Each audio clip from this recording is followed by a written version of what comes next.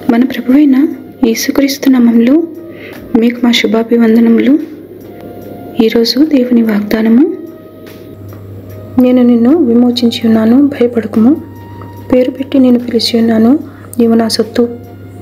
నీవు జలములలో బడి దాటినప్పుడు నేను నీకు తోడయందును, నదులలో బడి వెళ్ళినప్పుడు అవి నీ మీద పొర్లిపారవు. నీవు అగ్ని మధ్యను నడుచునప్పుడు కాలిపోవు, జ్వాలలు నిన్ను కాల్చవు. యెషయా 43వ అధ్యాయము 1-2 వచనాలు. Do not fear, for I have redeemed you. I have summoned you by name. You are mine. When you pass through the waters, I will be with you. And when you pass through the rivers, they will not sweep over you.